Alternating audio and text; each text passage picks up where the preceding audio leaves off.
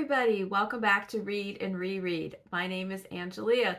Happy New Year. Today's actually January 1st when I'm filming this. Hopefully it'll still be January 1st when I get it out. Maybe it'll be January 2nd. I'll do my best. But I'm here today with my best of 2022. I have been fiddle-faddling with this list for several days and it's been tough. I wrestled with this thing. It is like some kind of just big nerd battle with myself because, there's absolutely nothing at stake about what I decide to put in this list, except I just, drove myself crazy with it. But finally, what I did was I have wrestled it down to a top 12. I gave up on the top 10, and 15 would be too long, so it's a top 12, but there's another 12 books in the notes that are kind of the runners-up. Those were other books that I, at various points, the list, shifted and morphed around and things traded places. But today, right now, this is my top 12, and then that's my next 12. So it's the best and the rest. And even beyond that, there were so many good books this year. So it was just, I cannot complain.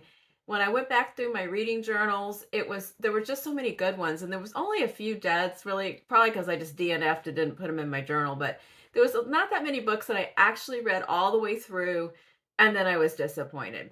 But these are the ones, and after I looked through these, I thought, if something happened and I got, locked in a vault with these books and I couldn't come out till I read them all again, that wouldn't be the worst thing ever, as long as they, sent me snacks every now and then. All right, so here we go. These are the ones that stuck with me the most in 2022. And I'm just going to talk briefly about each one because you probably are familiar with all of these books already. A lot of them have turned up on multiple lists, but these are just a few thoughts that I have about them or how they impacted me. Right. And these are in order of when I read them throughout the year. So they're not in a countdown or anything like that. I just went strictly out of my journal. As I went through the year, these were the ones that I loved a lot. All right, so the very first book that I read in 2022 was instantly at the top of my list, and it never budged. Its position in the top 10 or 12 or whatever this is was never in dispute, and that is Cloud Cuckoo Land by Anthony Doerr.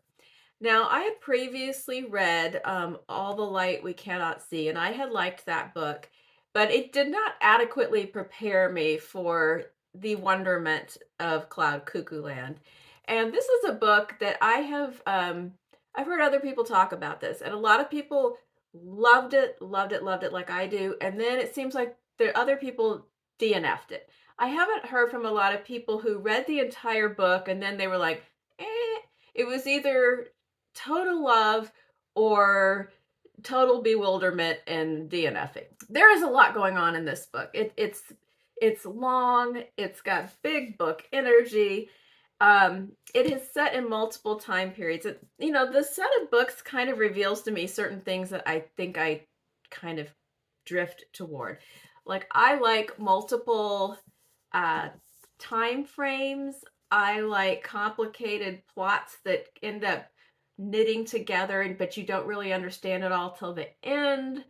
I'm good with multiple narrations. I love all kinds of stuff like that. So in this book, there are several time periods. There's Constantinople in the 15th century. There is the modern day in, I think it's Idaho. And is it Iowa? Idaho. And then also in the future on an intergalactic ship that is looking for a new place for humans to live. And there are some very memorable characters in each part of this story. And some of the people even have multiple time periods within their story.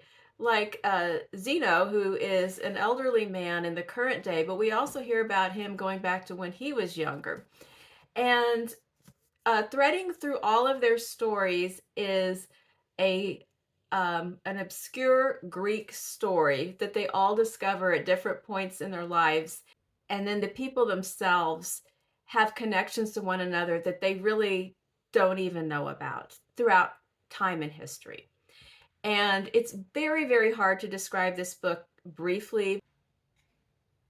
It's about the power of story and reading. It's and how it can salvage you and sustain you in dark times. It is about the power of a person reaching out. The book is dedicated to librarians, and in most of these stories, there is a librarian or some other person who helps someone on their quest for knowledge and connection and information. It's just ultimately about how we are connected in a like a vast quilt or tapestry or I don't know, complicated knitted sweater, strands of which we find in our lives and others we never know about, but they are important. And that all sounds very obscure and kind of airy, but it's just really really good, and it's super hard to explain, but I love it so much. And all of these books, when I look back through them and I talk about them, I just want to sit down and start reading them all over again. So I really really loved Cloud Cuckoo Land by Anthony Doerr. And if you have read it, my favorite strand of the story is Constance, the girl that is in the future on the airship. The next book in my top 12 is The Sentence by Louise Erdrich. I don't know why I'm holding that in front of my face. Again, this is a book that I really loved, and I've read a number of her books. I haven't read all of them, but I've read quite a few. And I know that a lot of people also were in that camp and thought that this was not their favorite one of her books, but I loved it. I really, really loved it. And the character Tookie in this book is my favorite character of the year.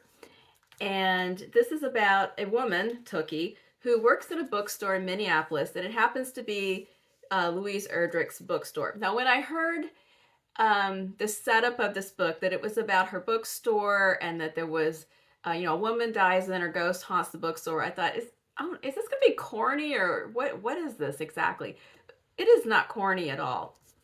There is a ghost, but it is about a whole lot more. Tookie is a woman who has had a hard time in life. She has come to a place of peace. She has a husband that she dearly loves, this job in this beloved bookstore, but she has a past of incarceration. The crime that she committed to place her in prison is the description of it is absolutely priceless, and that's the beginning of the book, because it's tragic, but it's so funny in the way that she tells it. And that's a weird thing to say, but it really is. You have to read it just to know. And she kind of goes on from there. Like she is just absolutely at times hilarious, but also it's very touching. It's deeply moving. It goes through the time period of 2020, and they live in Minneapolis, and it goes through the time of COVID and then the murder of George Floyd and the protest afterward, and how this group of people who are mostly indigenous experienced that in their city. And I learned a lot just from looking at that whole time period again through a different person's perspective, even though she's a fictional person. I got a lot out of it from just imagining what it would have been like to have been there in the city, in that community during those times.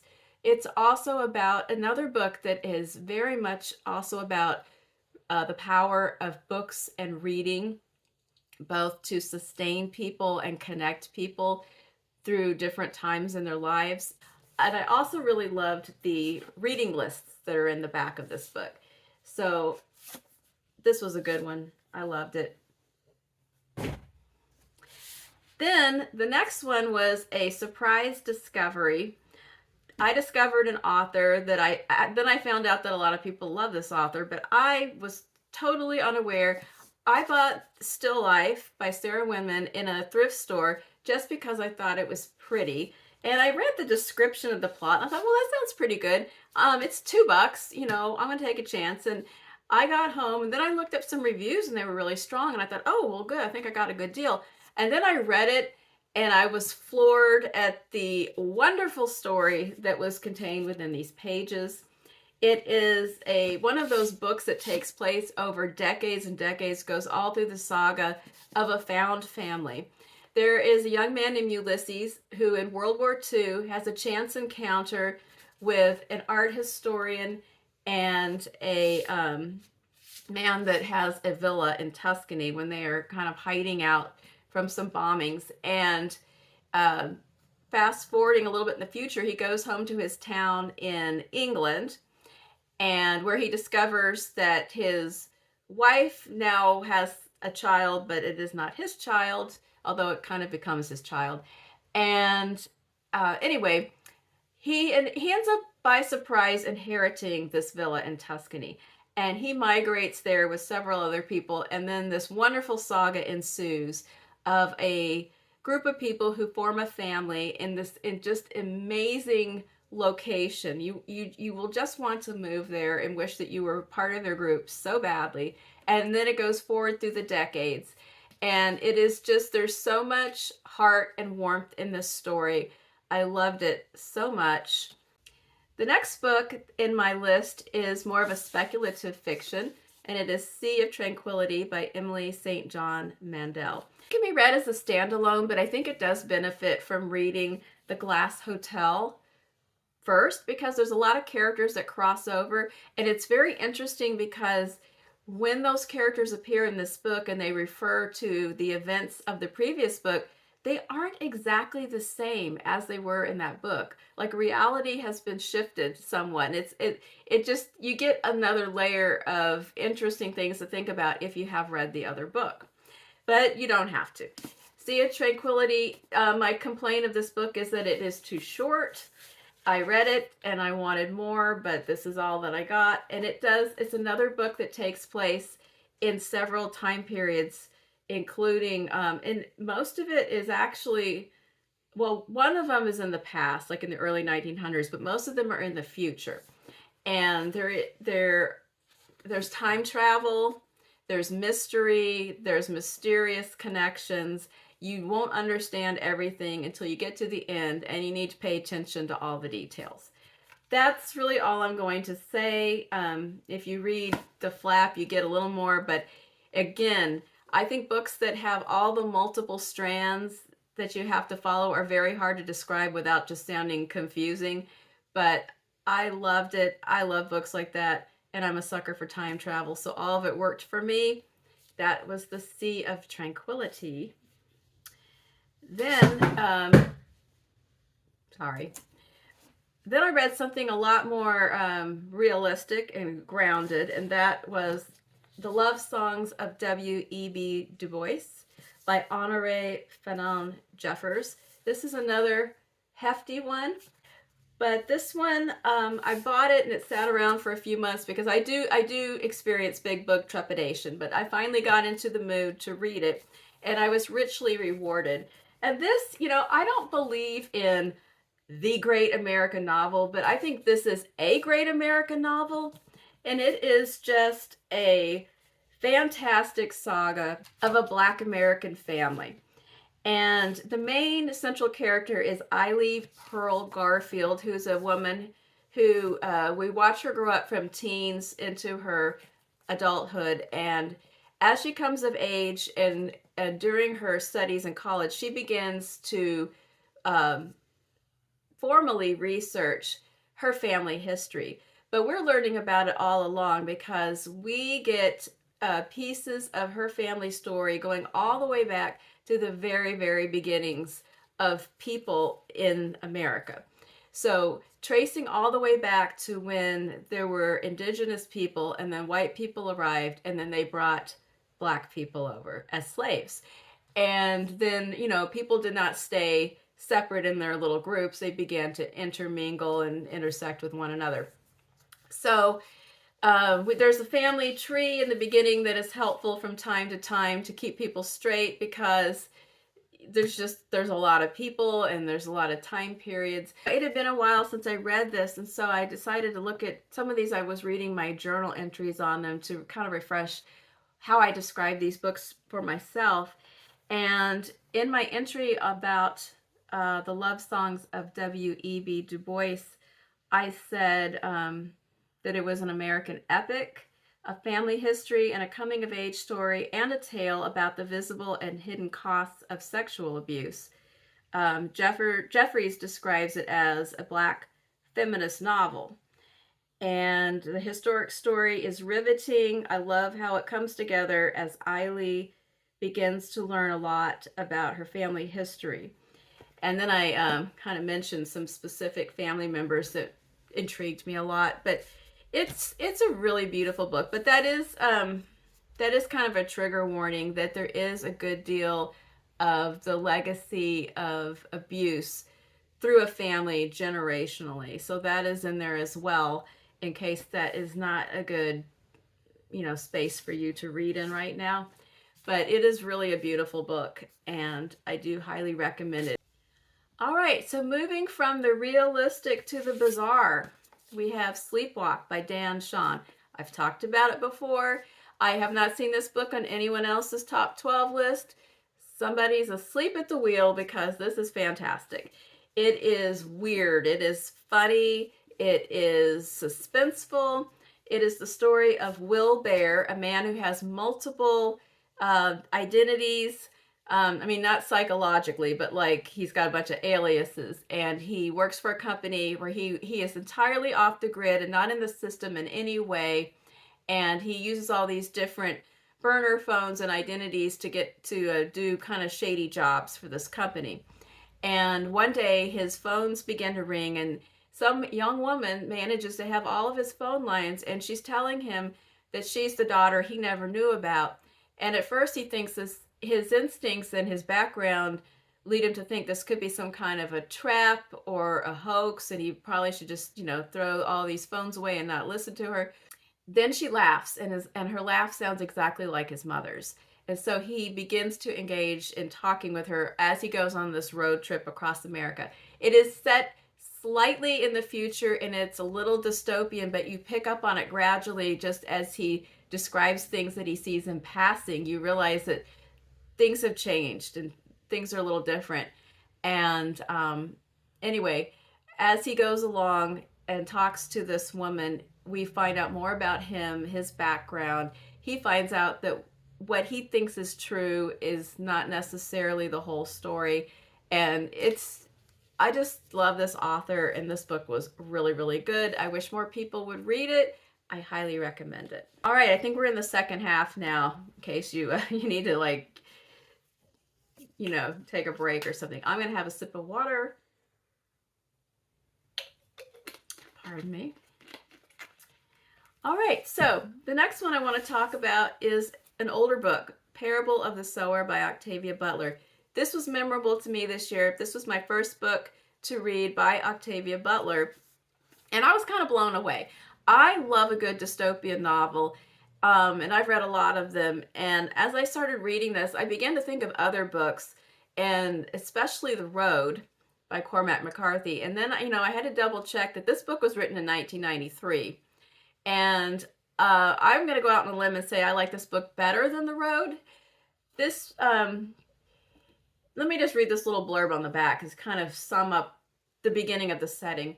When global climate change and economic crisis lead to social chaos in the early 2020s, California becomes full of dangers, from pervasive water shortage to masses of vagabonds who will do anything to live to see another day. So there's this teenage girl lives in a gated community. Her father is the minister of this group. She is very keen on assembling survival techniques. He thinks that is too scary to share in depth with the community, but she disagrees. She thinks that something is getting ready, something bad to happen. And she's right. And then it kind of shifts into kind of an on-the-road kind of saga of survival. And she also, her problem that she also has is that she has a condition called hyperempathy, where she feels very strongly and viscerally other people's emotional reactions. And it is something that she has to conceal because it is viewed as an anomaly and a weakness by other people. And so as she goes along, she becomes a powerful figure, and she's actually kind of assembling her own faith and her own document of faith. And there is a sequel that I have not yet read called Parable of the Talents that I am going to read this year. I also read Kindred this year, And I've seen that on a lot of people's lists. A lot of people kind of discover that this year as well. And I did like that book as well, but I just really, really loved this one. So this is the one I chose from my list, but I am going to watch that Kindred show on Hulu pretty soon. So Parable of the Sower, if you like dystopian fiction and you've never read it, I'm so excited to discover this author. And that she has more things for me to read. The next couple of books came to me courtesy of the Booker list, and I discovered some more wonderful authors to follow who are still living and writing. The first of which was Claire Keegan. I first read Small Things Like These, and this is very short and so powerful, so concentrated, so beautiful. And it is about, I mean, I think everyone knows what this is about. It's right before Christmas, and Bill Furlong lives in an Irish town in the 1980s. He delivers coal around the town. The town is so small and quaint. It comes across as being from a much earlier era until you hear some of the cultural references that drop in, like one of his daughters getting a Queen record for Christmas. But he makes a startling discovery at the local convent, and he faces a personal moral decision about something that he knows is wrong, and challenging the status quo. And that is all I'm going to say, because the book is so short. If I tell you too much, it would ruin it if you haven't yet had the joy of reading this beautiful short novella. Then, also from the Booker list, was The Trees by Percival Everett. Oh my gosh, I've never read a book like this. And I'm so excited to have discovered Percival Everett. And I don't know how he has hidden from me all these years, but this book, it achieved a combination of emotional feelings that I don't understand how he did this. How did he write a book that is simultaneously hilarious, disturbing, scary, devastatingly sad, makes you angry, all at the same time? It's not like you go back and forth. It's like all together. And basically, in case you don't know what the basic premise is, in Money, Mississippi, a murder occurs, and when they go to discover the body, there's another body next to the body, and this body, the original murdered person, is a white man, and then the other person is a black man who bears a strong resemblance to Emmett Till. But subsequently, the Emmett Till body vanishes, and that body keeps reappearing and vanishing again as some different murders begin to happen. Two investigators from the Mississippi Bureau of Investigation come to town to look into it. They are priceless. They are a fantastic duo. And the story from there gets really weird. It's dark and hilarious and weird and supernatural. And it's also about race and police violence and inequity and revenge. And it's just about so many things. And it is so timely, and it just, I don't know, it's just different from anything else I've read. I've read books on this type of topic, but never like this. And so I loved this book. And another book that I read of his this year is on my secondary list that's in the notes as well. But now I am a huge fan of Percival Everett, and The Trees was just fantastic. Short stories, Night of the Living Rez, a group of interrelated short stories by Morgan Talty. It takes place in Maine in a Native American community, and it's mainly about David and his family and friends. And it goes in different, not in chronological order. Sometimes he's a child, sometimes he's an adult. Each short story does have David in it, but it goes in different orders. And the ones with him and his friend Phyllis are just the best ones. And somehow they are funny, even though there are just terrible things going on. People are dealing with mental illness, family traumas and griefs, substance abuse, poverty, joblessness, all kinds of things. But they are always trying to think of I mean, just ways to get by, and just it's so vivid. The descriptions. If you've read this book, you will never forget the part about the caterpillars, just the sights, the smells, and then the dialogue. Everything is just so crisp and perfect and poignant, and I just really love these stories. This is what I look for when I look for a good book of short stories. Not a random collection of things where two of them are really good and the rest are kind of so-so. Like, the whole thing is so compelling that you cannot stop reading it until you have read all of it like a novel. That is what I want. I can't wait to see what Morgan Talty writes next. Then another one of my kind of stealthy thrift store emotional takeovers occurred because I found Hamnet at a library book sale. Now, I knew a lot of people loved Hamnet, and it had been on a lot of people's lists like the year before. And I just, I don't know, for some reason, I just thought, okay, I don't know, maybe it's good, might be boring, I don't know. So I picked this up again because it's pretty, and then I heard it was good, and boy, was it ever. It is so good. Basically about Shakespeare's wife and children. Just the most, I think, you know what, my favorite characters this year, besides Tookie, are Agnes in this book, Wilbur in Sleepwalk, and Phyllis in this book. Those are my favorite people. Agnes is an amazing woman. It is a fictionalized portrayal of Shakespeare's wife, how they came together, their love story, how they had to deal with various difficult family members and obstacles to come together.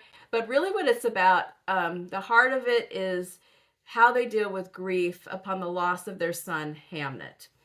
And it is one of the most beautiful and realistic, I think, portrayals of motherhood, childbirth, the portrayal of the loss and the grief. I just love this portrayal of the family, the marriage, and how they survived this terrible thing that happened to Hamnet. And the ending is really remarkable as well. Last but not least, in my top 12, this is the only one where I am repeating an author twice, but I can't help it. And it's Foster, again by Claire Keegan, another shorty, another, I mean, it's like, you know, like in a movie when somebody gets stabbed and they don't know it at first, and then everyone's staying around, and then all of a sudden it's like, oh no, and then they keel over. That's how she writes. Like, you're just reading it and it seems very domestic and, you know, nice descriptions, and all of a sudden you've been stabbed and you can't recover ever because it's too late. And that's how her writing is. And in this book, a young girl is sent to spend the summer with some relatives. Her family is large and poor. Another baby's coming, and they send her off to spend some time with these relatives. And clearly they have lost a child, but the little girl doesn't pick up on that at first. She doesn't wonder why she's wearing some other kid's clothes when there are no kids there, and the wallpaper in her room. But as she experiences some kindness and some just being in a place that is clean and orderly and there's enough to eat, and she gets a hot bath, you just realize how much she doesn't have in her own family's home, from these small kindnesses that she receives in just the everyday life with this family. And then the ending is just so wrenching. It's just Claire Keegan. So I'm on a quest to gather up the other Claire Keegan books, and then just laying in wait to see what she does next. All right, guys, I'm stopping. I know this video is going to be long. That's my top 12. When you look in the notes, you will see my 12 runners up as well. And you can let me know if you agree, disagree, did I get it right? Would you move things around? What did you love that I didn't talk about at all? Love to hear your comments. Please like and subscribe if you're new and you enjoyed my video. And I hope that 2023 is as fantastic a reading year for all of us as 2022 was for me. I think it's got to be the best year ever, but I'm excited about the new year that is just starting. So have a great day. Happy New Year, and I'll see you soon. Bye-bye.